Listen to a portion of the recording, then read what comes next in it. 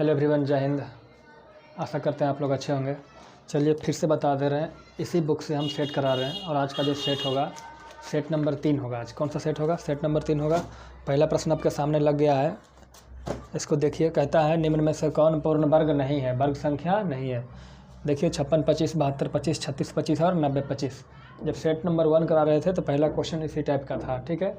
तो देखते हैं क्या पूर्ण वर्ग है। तरीका क्या बताए थे, फिर से बता दे रहे हैं। देखिए कोई भी चीज़ का वर्ग करने का तरीका होता है। जैसे हम लिखें 25, 25 का अगर वर्ग करना होगा तो पहले 5 का स्क्वायर करेंगे, कितना हो जाएगा 25। 25 का 25 लिखते हैं। यहाँ क्या है 2, तो एक 2 है और 2 से 1 बढ़ा दीजिए, 2 1 3 हो जाएगा। इन दोनों को गुना कर दीजिए, क्या हो जाएगा 625। सही है।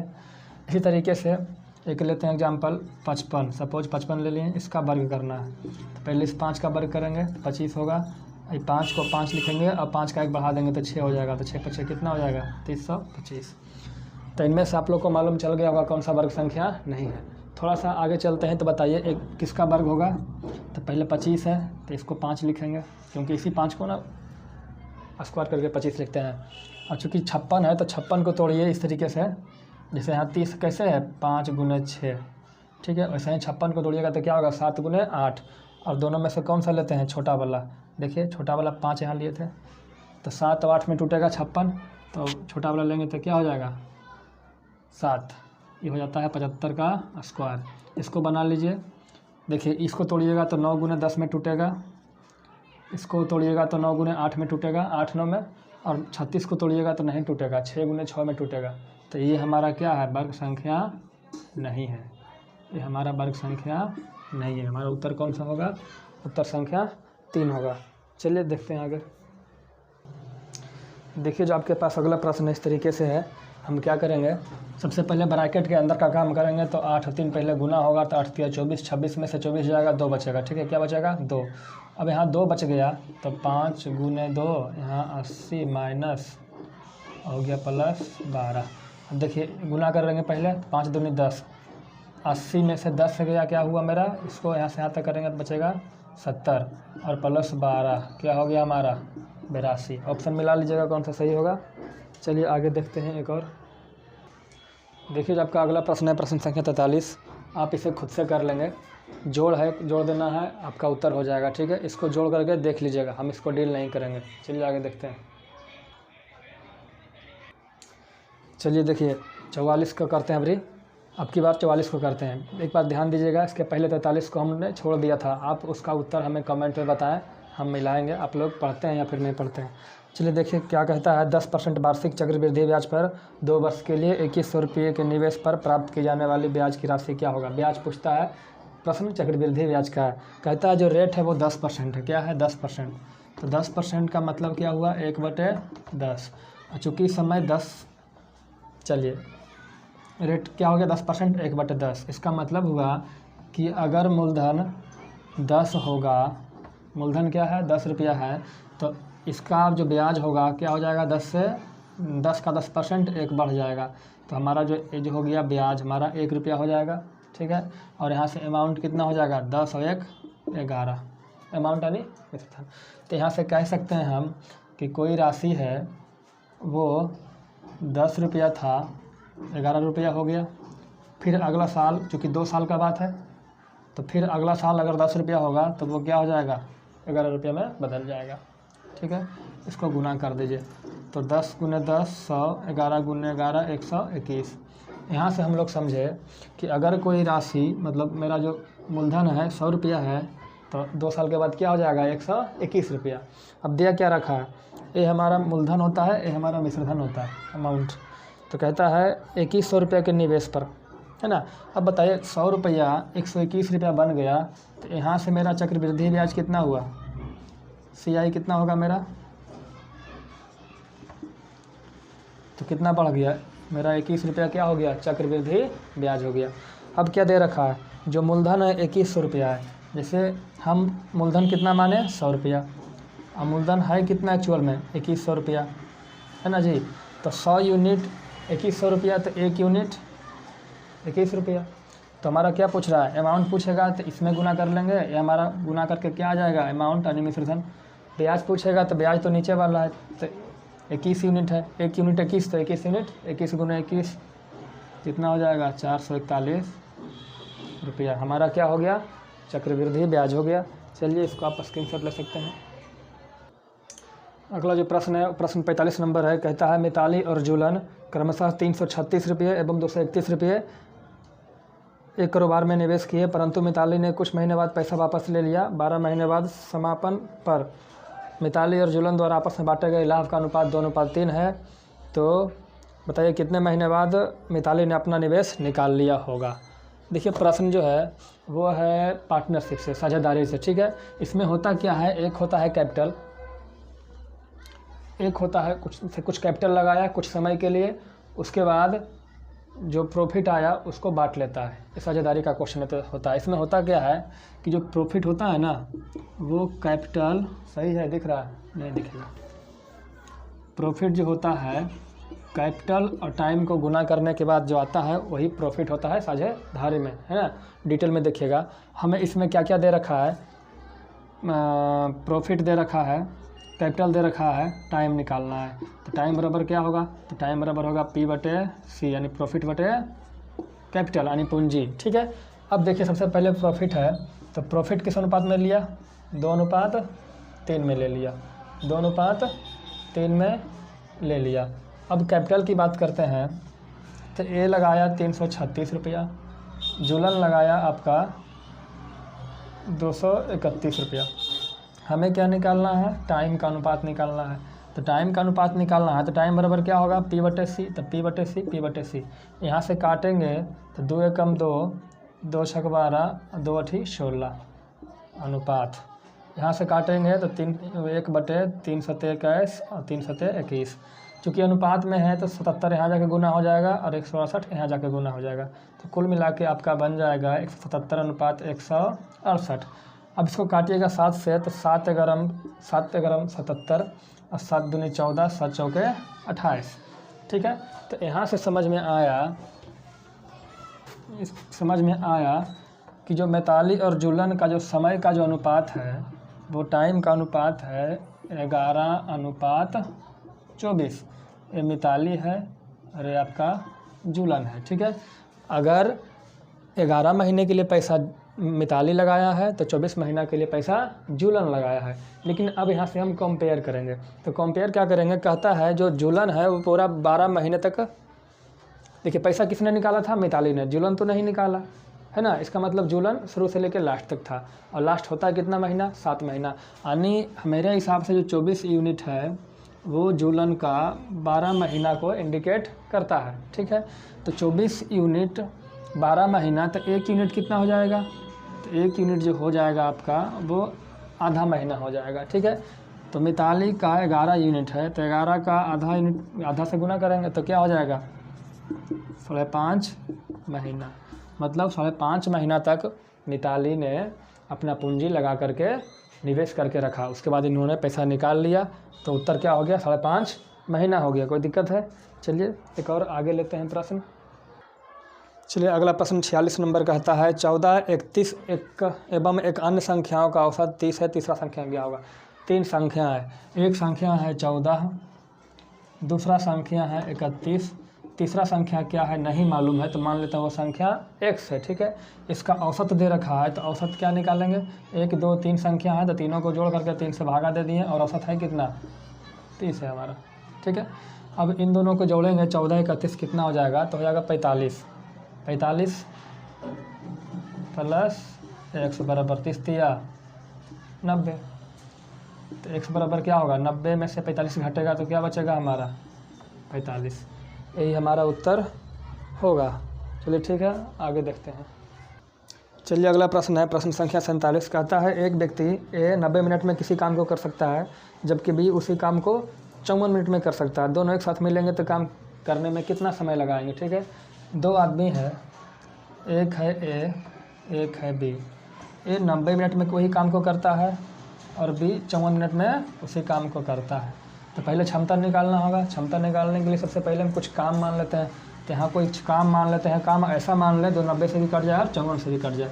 तो 90 और 54 का जब LCM लेंगे, ठीक है, तो लगाएंगे 18 से, 18 × 5 = 90, 18 तिया 54, तो हमारा क्या आ गया 18 गुने 5 गुने 3, तो ये हमारा टोटल वर्क आ गया। क्या हो गया टोटल वर्क हमारा हो गया 18 गुने 5 गुने 3। अब टोटल वर्क इतना है और ये 90 मिनट में कर रहा है ए, तो 1 मिनट कितना काम करता है, तो भागा देंगे 18 × 90 से 90 कट जाएगा 3 काम, मतलब ए प्रति मिनट 3 काम करता है। बी का क्षमता क्या होगा प्रति मिनट, तो यहाँ से देखिए 54 है तो 18 तिया 54 कट जाएगा, क्या बचेगा 5, यानी ए का क्षमता 3 है, बी का क्षमता 5 है। अब कहता है यदि इस काम को दोनों मिल करके करें तो कितना समय लगेगा, तो टोटल वर्क कितना है, टोटल वर्क कितना है 18 गुने 5 गुने 3, और कहता है दोनों मिल के करें, मतलब ए और बी साथ मिल के करें, तो ए कितना काम करेगा 3 काम, और बी कितना काम करेगा 5 काम, और 3 और 5 टोटल कितना हो गया 8 काम हो गया, कोई दिक्कत नहीं है। अब यहाँ से आप इसको काट दीजिए, उत्तर आ जाएगा, ठीक है। इसको काट लेते हैं, इसको मिटा लेते हैं, 2 से काटेंगे 2 × 18 4 दूनी 8, कोई दिक्कत नहीं है। 5 तिया 15, 15 गुने 9 135 बटे 4 मिनट। चलिए इसको ऐसे देखिए, 135 बटे 4 मिनट है ना जी, तो 4 से भागा देंगे, देखिए 4 से भागा रहे हैं, दे रहे हैं 135 में, तो 4 तिया 12, 1 और 5 4 तिया 12, बचा कितना 3, इसको हम लोग क्या लिखेंगे 33 सही 3 बटे 4 मिनट। इसका मतलब क्या हुआ 33 मिनट पूरा और 3 बटे 4 मिनट ये आपका पूरा नहीं है, इसलिए बटा में आ रहा है, तो इसको क्या करेंगे 33 मिनट लिख लेंगे, ठीक है। और 3 बटे 4 मिनट जो है इसको हम लोग बदलेंगे सेकंड में, तो मिनट को सेकंड में बदलेंगे, 60 से गुना करेंगे तो 4 से काटेंगे 15, यानी कुल मिलाकर के हो गया 33 मिनट तो पहले से है, इसमें कुछ नहीं करना है, और 15 तिया 45, ये क्या हो गया मेरा सेकंड, यही हो गया उत्तर 33 मिनट 45 सेकंड। चलिए आगे देखते हैं। देखिए प्रश्न संख्या 48, ये जो प्रश्न है आपका कोऑर्डिनेट ज्योमेट्री से है, कोऑर्डिनेट ज्योमेट्री है ना, निर्देशांक ज्यामिति से इस तरीके से है। कहता है सरल रेखा 3 गो है जिससे मिलाकर एक त्रिभुज बनता है। सरल रेखा का समीकरण दे रखा है x - 3y = 0, और इसी तरीके से x - y = 4, x + y = 4, तो इसका क्षेत्रफल पूछ रहा है।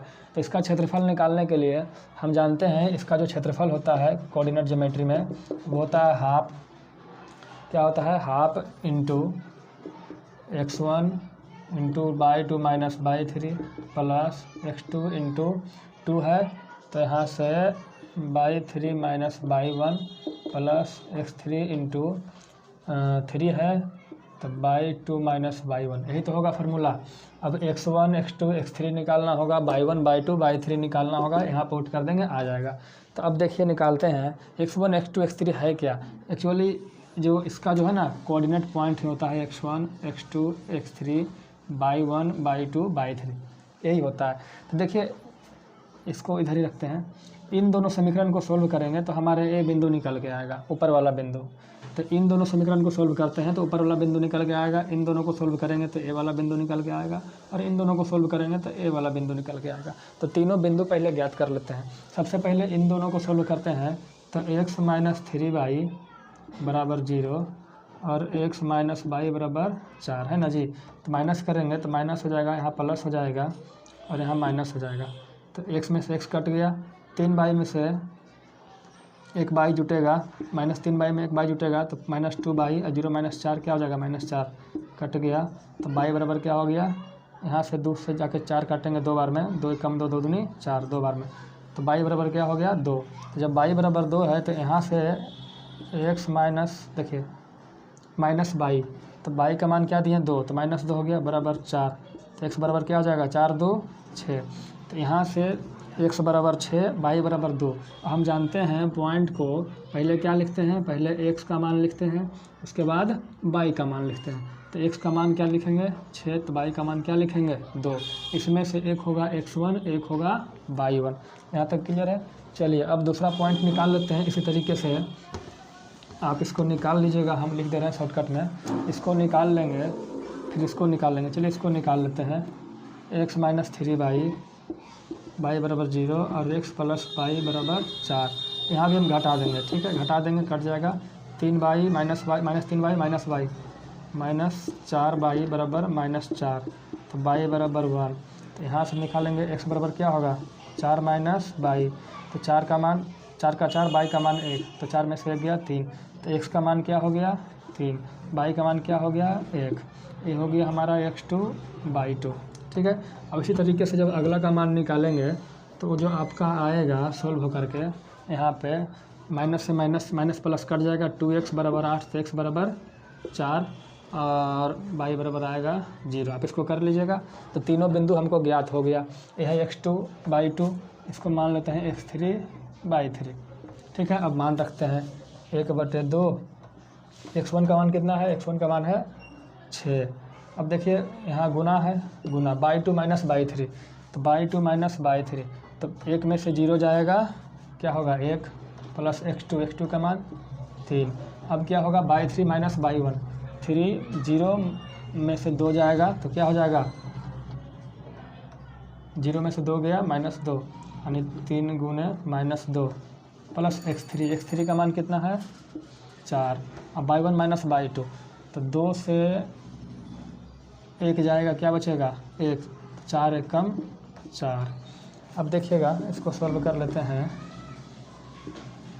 तो यहाँ से हो गया 6, यहाँ से जाएगा 2 तिया 6 माइनस 6 प्लस 4, प्लस 4 कम 4 हो गया, 6 से 6 कट गया। अब 1/2 गुने 4, तो 1/2 गुने 4 कितना 2 हो जाएगा, 2 वर्ग इकाई। सेंटीमीटर मीटर नहीं दिया हुआ है तो केवल इकाई लिखेंगे। ठीक है। ये हमारा उत्तर हो गया, यही हमारा क्षेत्रफल भी है। कहता है किसी समबाहु त्रिभुज का क्षेत्रफल, प्रश्न संख्या 49। समबाहु त्रिभुज का क्षेत्रफल क्या है 18√3 वर्ग इकाई है, तो इसका भुजा ज्ञात करो। तो समबाहु त्रिभुज का क्षेत्रफल क्या होता है √3 गुने 4 भुजा स्क्वायर, यही ना क्षेत्रफल है। क्षेत्रफल दे रखा है कितना 18√3, तो √3 से √3 कट गया। ठीक है। तो यहाँ से हो गया a स्क्वायर बराबर 18 चौक 72। ठीक है। तो a बराबर क्या हो जाएगा 6√2, है ना। इसको स्क्वायर हटाएंगे, √72 होगा, और √72 से आप निकालेंगे तो 6√2 आ जाएगा। यही हमारा है भुजा। चलिए कोई दिक्कत नहीं है। अगला जो प्रश्न है कहता है त्रिभुज XYZ में y पर समकोण है। त्रिभुज XYZ है, y पर समकोण है, और जो एंगल x है वो है आपका 60 डिग्री। एंगल x कितना है 60 डिग्री। तो cot z प्लस 2 का मान बताइए। ठीक है। अब बताइए ये समकोण है यानी 90 है, तो दोनों मिला के कितना होगा 90 होगा, तब ना 90 90 180 होगा। अब 90 में से एक 60 है, तो कोण क्या होगा 30 होगा। तो बोल रहा है cot z, तो cot z का मान कितना डिग्री आया 30 डिग्री प्लस 2। अब cot 30 का मान क्या होगा, तो cot 30 का मान जो होता है वो tan 60 के बराबर होता है, और tan 60 बराबर cot 30 बराबर क्या होता है √3 और प्लस 2। यही हमारा क्या हो गया उत्तर हो गया। चलिए आगे देखते हैं। कहता है 5 घंटे एक साथ, घंटा जो होता है ना मंदिर में, वही घंटा, 5 घंटा एक साथ बजना शुरू करते हैं और क्रमशः 6 7 8 9 और 12 सेकंड के अंतराल पर बजते हैं, तो कितने सेकंड बाद फिर एक साथ बजेंगे, है ना जी। तो 5 6 7 8 9, 5 नहीं है जी, 6 7 8 9, तो 6 7 8 9 और कितना है 12, है ना। इतना सेकंड के बाद बजता है, सबका एलसीएम निकाल लेंगे।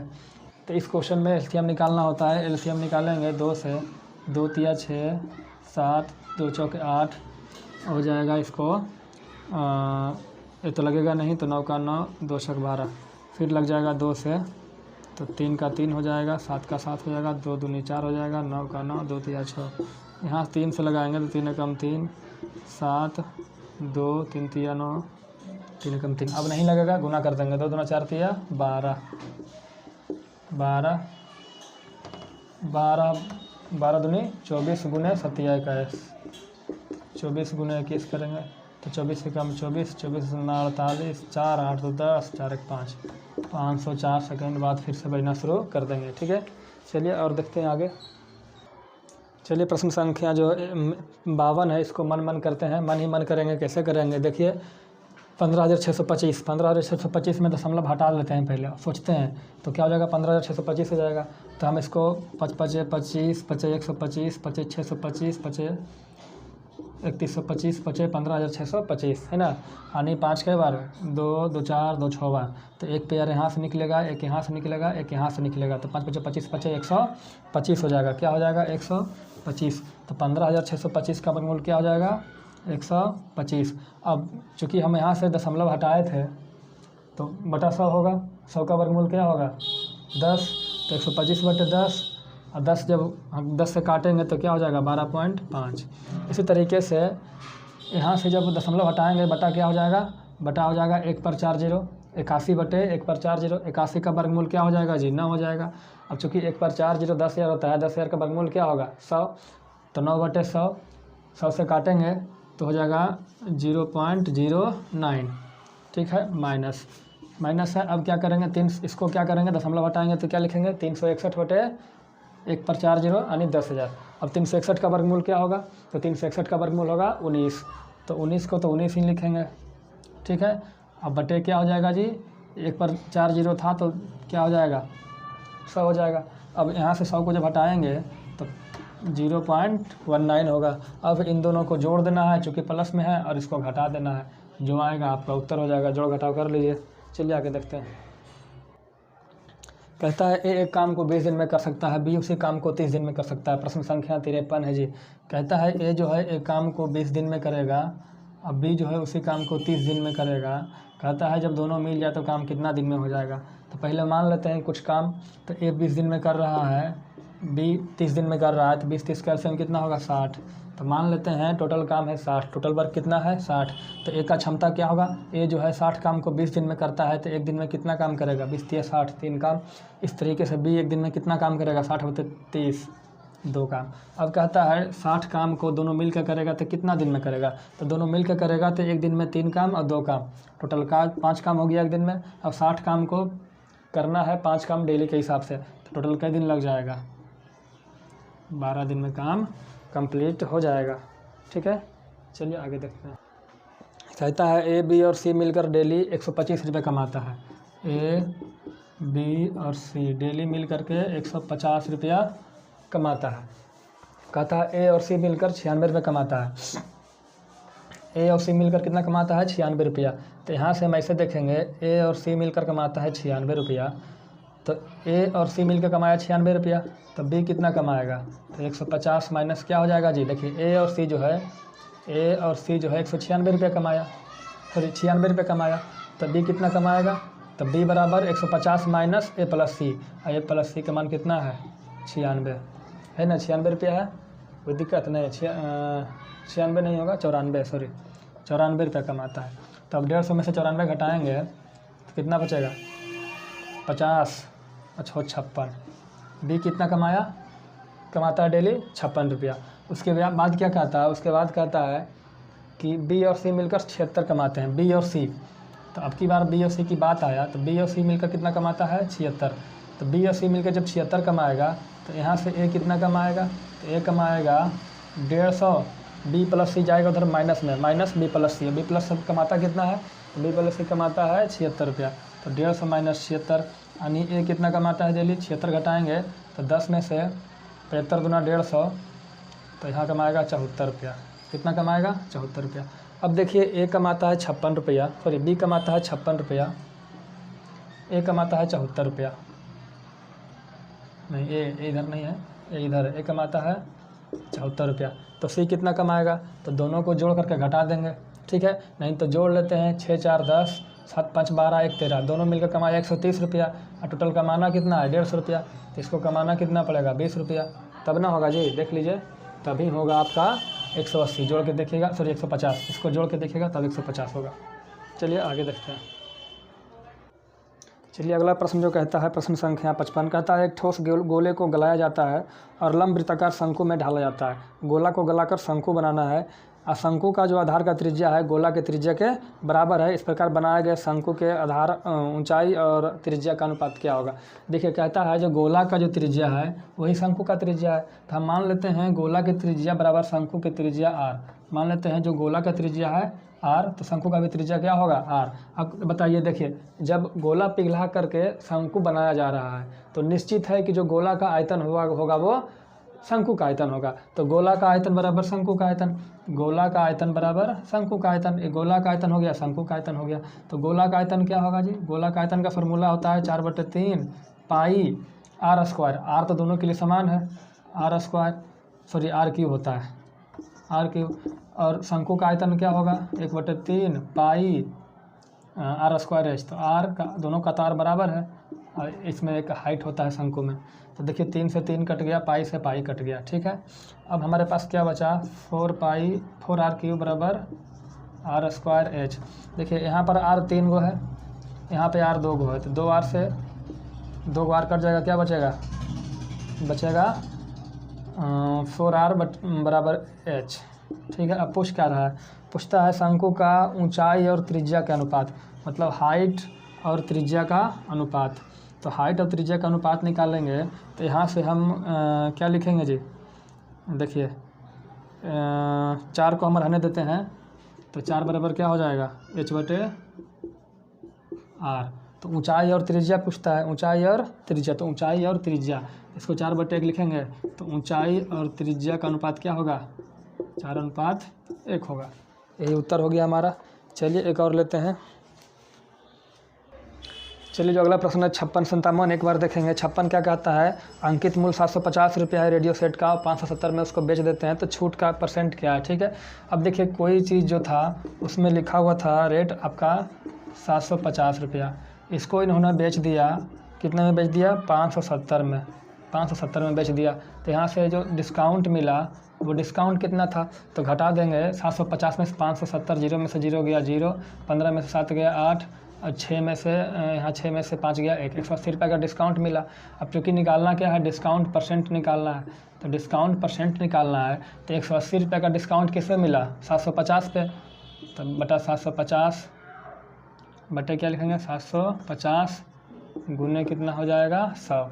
देखिए अब इसको काटेंगे, 1 0 से 1 0 कट गया, 25 चौका 100, 25 तिया 75, 3 से काटेंगे 3 छक 18। तो यहाँ से डिस्काउंट % बराबर हो गया 6 चौके 24% हो गया हमारा। चलिए अगला प्रश्न जो है प्रश्न संख्या 47 कहता है एक कमीज़ की लागत 20% छूट देने के बाद 64 रुपया आता है। चलिए यहाँ पे बना देते हैं। कहता है एक कमीज़ की जो लागत है वो 20% मतलब छूट देने के बाद 80% आता है। मतलब इसको ऐसे समझिए, लागत में 20% को छूट, लागत में 20% का छूट दे दिए।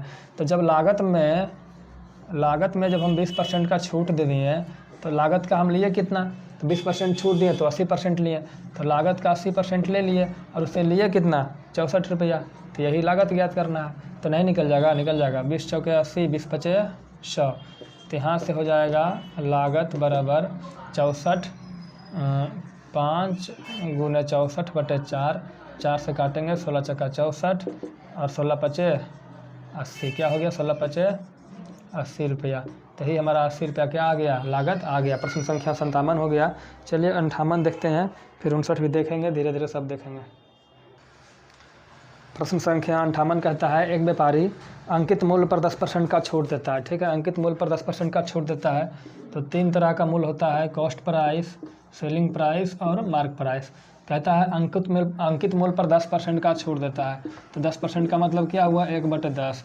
इसका मतलब क्या हुआ? अगर मार्क प्राइस 10 रुपया है तो 1 का डिस्काउंट करेगा तो देगा कितना में? सेलिंग प्राइस कितना हो जाएगा? 9 रुपया हो जाएगा। कितना हो जाएगा? 9 रुपया।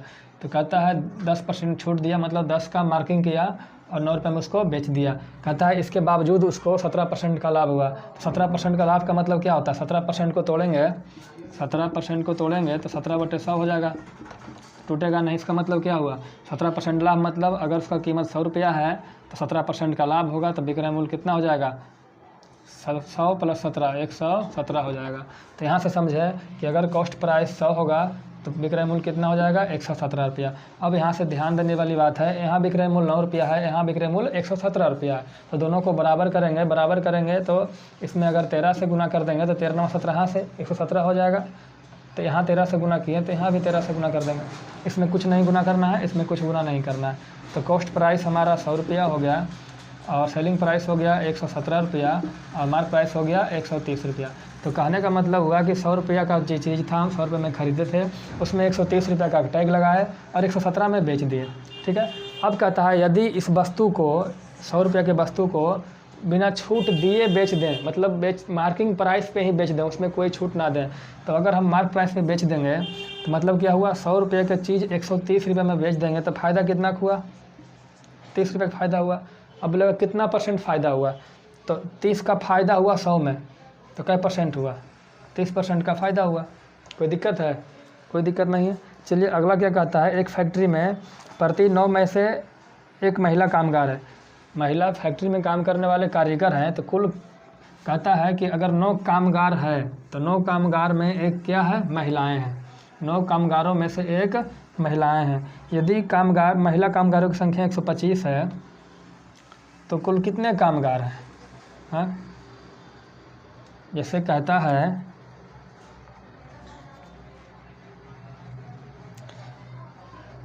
है कि अगर टोटल 9 कामगार है तो 9 कामगार में से एक क्या है, महिला है। ठीक है, तो ऐसे भी तो बोल सकते हैं कि एक महिला कामगार के पीछे टोटल 9 कामगार है। ठीक है, और कहता है टोटल जो है 125 महिला कामगार है। कितना है, 125 महिला कामगार। तो 125 से इधर गुना करेंगे तो 125 महिला कामगार हो जाएगा। जब 125 से इधर गुना करेंगे तो 125 से इधर गुना करेंगे, इधर गुना कर देंगे तो हो जाएगा 1125। 25 9 2 25 और 9 दूना 1125 कामगार है। मतलब टोटल फैक्ट्री में काम करने वाले लोग 1125 है। 1125 में से 125 महिलाएं हैं, तो बचा क्या, 1000 पुरुष है। क्वेश्चन क्या कहता है, आप अपना टिक कर लीजिए।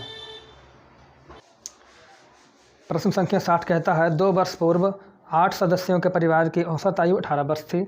एक बच्चे के जन्म के बाद परिवार की औसत आयु आज भी उतनी ही है, बच्चे की आयु कितनी है? देखिए कहता है 2 वर्ष पूर्व 8 सदस्य था परिवार में। कितना सदस्य था, 8 सदस्य। इसका औसत आयु कितना था, 18 साल था। आज तो 2 साल पहले की बात हुआ। अब कहता है आज जब एक बच्चे का जन्म हो गया, एक बच्चे का जन्म हो गया। ठीक है, तो आज मतलब कितना, 2 साल बाद। तब जब 8 परिवार के औसत आयु 2 साल पहले 18 था, तो 2 साल बाद क्या होगा, 18 तो कितना हो जाएगा, 20 होगा। और जब आज 20 साल हो गया 8 सदस्यों का एवरेज एज, तो आज बच्चे का एज कितना, आज बच्चा भी आ गया। अब बच्चा के आने के बाद कहता है औसत वही है, वही मतलब पुराना वाला औसत कितना था, 18 था। तब आज भी 18 है, तो कहता है बच्चे का आयु ज्ञात करो। ये भी देखिए औसत में है, ये भी औसत में है। अब यहाँ से ऐसे देखना होता है कि 18 है 20 है तो कितना अधिक है, 2 अधिक है। ठीक है, अब देखिए इन दोनों में बैलेंस करना होता है। ठीक है, तो जब 2 अधिक है तो इसको 2 कम करेंगे, ये 2 अधिक है इसको 2 कम करेंगे तब ना बैलेंस होगा। और जब इसको 2 कम करेंगे तो यही 2 साल हमारा बच्चा का एज होता है। समझ में आया तो ठीक है, नहीं तो एक तरीका और है। देखिए अभी देखिए पूरा का पूरा यहाँ से लेके यहाँ तक, ठीक है, मतलब 8 से 10 पुराने और एक बच्चा, टोटल का औसत कितना है 18। और कुल सदस्य कितना है 8 इधर 1 इधर 9, तो कुल योग कितना हो गया, उम्र का योग, तो 18 9 वर्ष 18 से 162 ईयर हो गया, साल हो गया। ठीक है, यानी 9 सदस्यों के आयु जो है 162 साल है आयु का योग। ठीक है, अब बताइए जो 8 सदस्य है ना जी, ये 8 सदस्य है, ये वर्तमान का है, ये भी वर्तमान का। 8 सदस्य का एवरेज कितना है, औसत कितना है 20 साल। और कुल कितने सदस्य हैं 8 सदस्य, है ना जी। तो कुल आयु कितना हो गया 62, 60 से 160 साल। अब हमको बताइए यहाँ से, देखिए यहाँ से पूरा 9 का जो आयु का योग है 162 है, कितना है 162 है, और एक को छोड़ दिए तो 160 आ गया। तो ये डिफरेंस कितना का है 2 साल का। तो ये 2 साल किसका है, बच्चा का है। तो बच्चा का उम्र कितना हो गया 2 साल हो गया। ठीक है, चलिए एक और देखते हैं। कहता है 9 पूर्णांकों का औसत 11 है। 9 पूर्णांक है मतलब 9 संख्याएं हैं, उसका औसत कितना है 11 है। कहता है गणना करने के बाद यह देखा गया कि भूलवश गणना करते समय 23 को 32 लिख दिया गया था, 23 को 32 लिख दिया गया था। तो कहता है संशोधन करने के बाद नया औसत यानी सही औसत क्या होगा, है ना जी। तो देखिए 9 पूर्णांक है, ठीक है, 9 पूर्णांक का औसत है 9 पूर्णांक का जो औसत है वो कितना है, 11 है। तो इसका योग कितना होगा, तो 11 9 99 होगा। ठीक है, अब कहता है कि 23 को 32 लिख दिया गया, मतलब होना चाहिए था 23 लेकिन हो क्या गया 32, 32 हो गया है ना। तो इसमें 32 जुड़ा हुआ है, तो पहले 32 घटाएंगे, तो 32 से घटाएंगे तो 9 में से 2 गया 7, 9 में से 3 गया 6। ठीक है, अब 32 तो घटा दिए, अब होना कितना था हमको 27, तो यहाँ से 23 जोड़ेंगे तो कितना हो गया 7 3 10, 6 दिया 8 1 9, है ना जी। तो इन 9 का योग कितना हो गया 90। तो औसत कितना होगा, तो औसत क्या होता है, योग बटे संख्या, तो औसत क्या हो जाएगा 10 हो जाएगा औसत। ठीक है, चलिए एक और तरीका है इसका, ऐसे समझते हैं, तो डिटेल था, इसका शॉर्ट मेथड है। देखिए समझना क्या है, कहता है गलती से 23 की जगह 32 हो गया, कितना हो गया, गलती से होना चाहिए था 23, हो क्या गया 32, हो क्या गया 32, लेना था हमको 23, हो गया 32, तो कम कितना करना है हमको, है ना जी। देखिए 32 ज़्यादा ले लिए, लेना था कम, तो यहाँ से कम कितना ज़्यादा ले लिए, यानी हमको कितना कम लेना था, तो हमको लेना था 9 कम लेना था। ठीक है, तो 9 संख्या में 9 कम, है ना जी। तो एक संख्या में तो 9 बटा 9, तो 1 कम, ये क्या आ गया औसत आ गया। पुराना वाला औसत था कितना, देखिए 9 मेरा ज़्यादा था, देखिए लेना था 23, हो गया 32, 9 ज़्यादा हो गया, 9 ज़्यादा हो गया, चूँकि ये संख्या है इसको बदलेंगे औसत में, तो चूँकि 9 ज़्यादा है 9 पर, तो 9 बटे 9 करेंगे, चूँकि योग यही ना है बटे संख्या, तो एक औसत 1 कम होना चाहिए, तो औसत 1 कम कर देंगे तो कितना हो जाएगा 10, नया औसत हमारा यही हो गया 10। थोड़ा शॉर्टकट है, चलिए आगे देखते हैं। चलिए बाकी का प्रश्न अगले पार्ट में करेंगे, तब तक के लिए जय हिंद। आगे का अगले पार्ट में करेंगे।